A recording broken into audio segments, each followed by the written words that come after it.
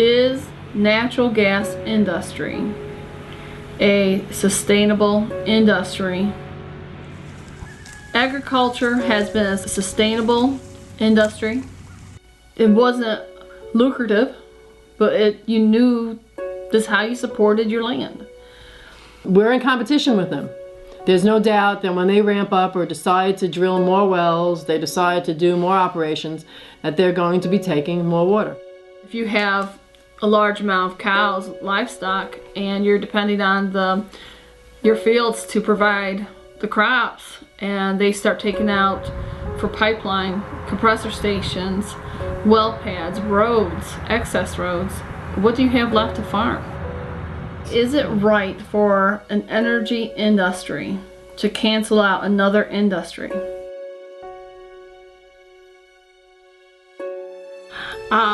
I'm from 4 generations of farming.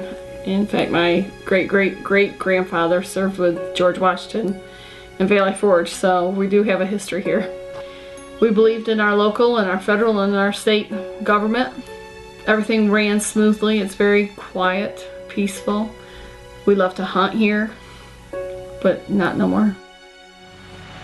They made it seem very benign. They made it seem like there wasn't going to be much activity and that we weren't even going to notice their existence. It's loud. It's really loud when they were drilling. It was very invasive. The dust, the commotion. We've seen the truck traffic on a constant basis. When my water changed March 15th, 2011, I called the hydrogeologist and asked him, you know, what's making my water white? And with all the sand, there's usually about a 1/4 inch of sand. There's moss that'll lay on top. This is when it's gelled. You can see the sheen on it. It literally just gels like Jell-O. We have numerous people trying to convince the people of Pennsylvania that your water is already contaminated. You have to look at what their definition of contamination is. Most of the time it's related to E. coli and bacteria. It isn't related to glutaraldehyde. It isn't related to methyl chloride. It isn't related to all of the other chemicals, strontium, barium, all the chemicals that the industry is putting in our water. I go to sleep every night wondering whether our water is going to be bad in the morning. October, the last well came in, the 1st of October, first week. Our water changed. It was white 24/7.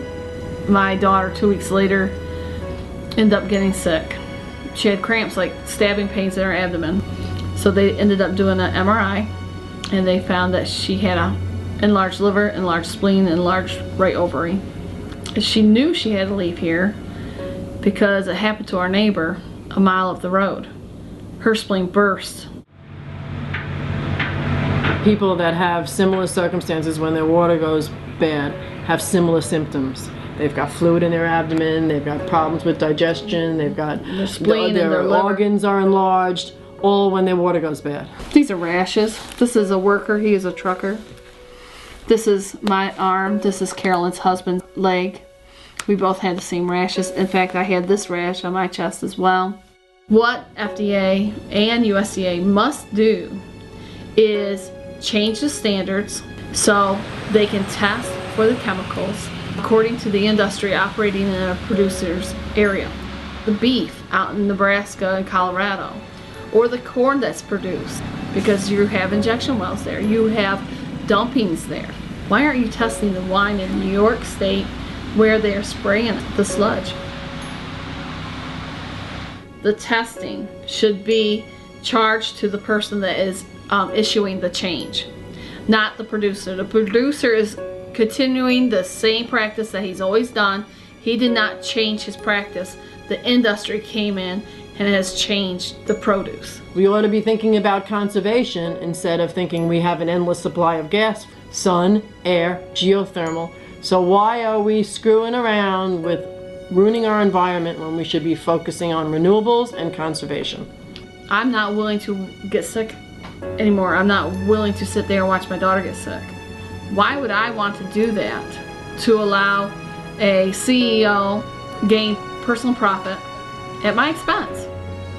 I just want somebody to get it right to tell our story so it would hopefully prevent it to happen in a state where they are thinking about doing it. If we had been told there's a possibility that your water might go bad overnight, I can guarantee you that this area would not have allowed it. Our state representative, our state senator, was there introducing the gas industry to us. It's just a Christmas tree. There's not going to take up a lot of land. And yet today, if you have water contamination, you try to get a hold of your state representative or your state senator.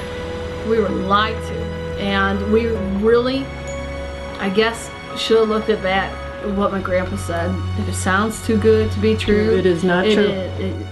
It's not true. It's right. It can't be true.